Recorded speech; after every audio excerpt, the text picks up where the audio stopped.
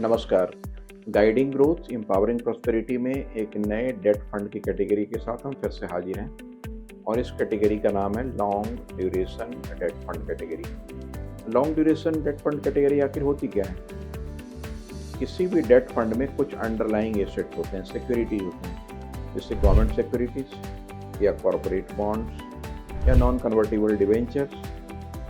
और इन सब underlying securities की अलग अलग एक नेचर होती है। इनकी रिस्क भी अलग होती है, रिटर्न भी अलग होती है, इनकी क्रेडिट रिस्क भी अलग होती हैं और market change of interest rate के साथ इनका रिएक्शंस भी अलग होता है। एक लॉन्ग ड्यूरेशन डेट फंड में इस बात को इंश्योर किया जाता है कि उसकी एवरेज ड्यूरेशन ऑफ मैच्योरिटी कम से कम 5 से 7 साल रखी जाए।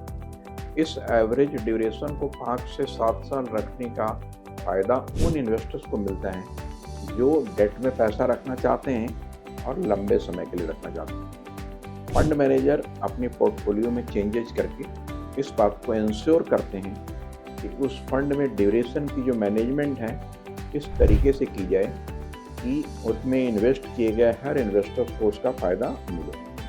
क्योंकि बॉन्ड्स मार्केट में या डेट फंड्स में जब भी इंटरेस्ट रेट की सिनेरियो डिक्लाइनिंग होती है तो उससे बॉन्ड प्राइस बढ़ती है और उसका फ़ायदा डायरेक्टली उसमें इन्वेस्ट करने वाले इन्वेस्टर्स को मिलती है। एक फंड मैनेजर हमेशा इस बात को इंश्योर करता है कि इस ड्यूरेशन को मेंटेन करके 5 to 7 ईयर ऑफ ड्यूरेशन को मेंटेन करके गवर्नमेंट सिक्योरिटीज, कॉरपोरेट बॉन्ड्स और दूसरे डिवेंचर्स प्रोडक्ट में इन्वेस्ट करके इसके ड्यूरेशन को इस तरीके से मैनेज की जाए जिससे कि इंटरेस्ट रेट का फ़ायदा मिल सके और यदि इंटरेस्ट रेट बढ़ रही है उससे कैसे बचा जा सके।